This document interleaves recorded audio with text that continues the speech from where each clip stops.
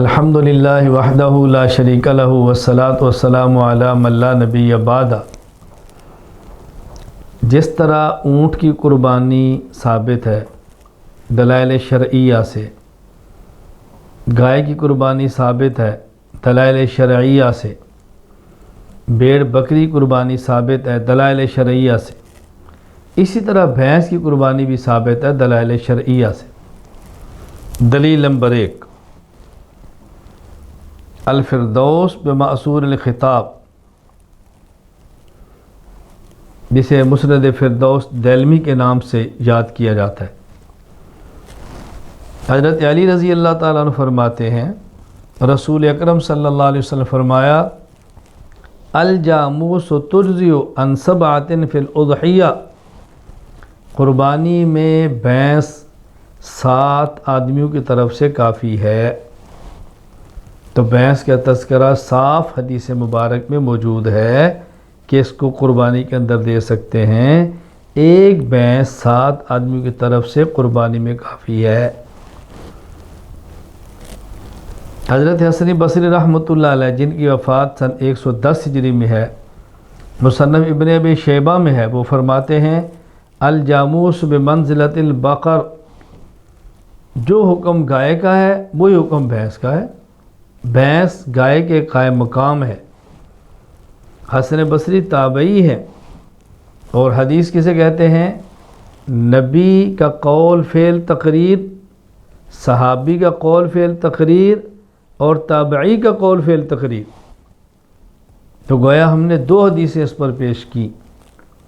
Number 1 علی رضی اللہ تعالیٰ عنہ سے، جسے حدیث مرفوع کہتے ہیں۔ نمبر 3 حسن بصری، جسے حدیث مقطوع کہتے ہیں کہ تابعی کا قول ہے۔ دلیل نمبر 2، اجماع امت۔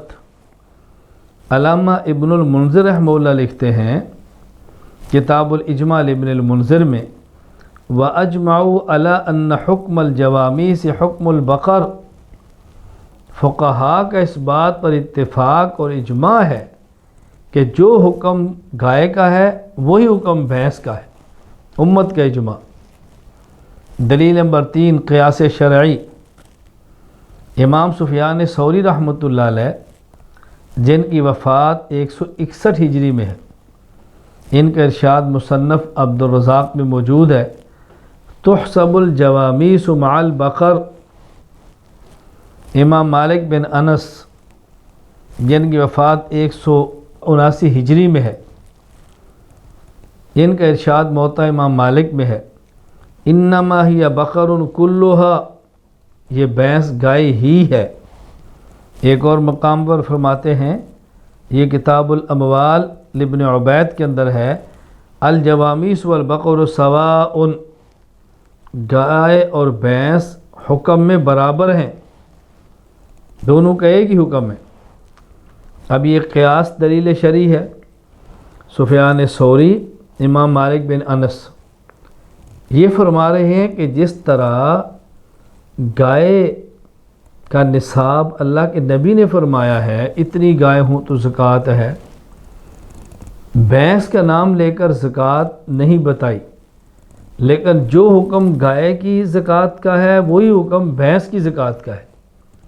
تو زکوٰۃ کے مسئلہ میں بھینس کو گائے پر قیاس کیا ہے، اسی طرح ہم کہتے ہیں کہ قربانی کے مسئلے میں بھینس کو گائے پر قیاس کیا ہے، جو حکم گائے کا ہے وہی حکم بھینس کا ہے۔ تو قیاس کرتے ہوئے گائے پر بھینس پر زکوٰۃ ہوتی ہے، تو بھینس کو قربانی کے اندر دینا کیوں جائز نہیں ہے؟ دلیل نمبر 4، لغت دیکھیں، الجاموس ضرب من کبار البقر، المنجد میں ہے کہ جو بڑی بڑی گائے ہیں ان کی ایک قسم بھینس بھی ہے، تو جو حکم گائے کا ہے وہی حکم بھینس کا ہے۔ اس لیے غلط فہمی کے اندر مبتلا نہیں ہونا، کسی کے بہکاوے میں نہیں آنا، دائیں بائیں نہیں جانا۔ آپ چاہیں اونٹ قربانی کریں، آپ چاہیں گائے کی قربانی دیں، آپ چاہیں بھینس کی قربانی دیں، آپ چاہیں تو بھیڑ اور بکری کی قربانی دیں، جو اللہ آپ کو توفیق عطا فرمائے آپ قربانی دے سکتے ہیں۔ بآخر دعوانا ان الحمد للہ رب العالمین۔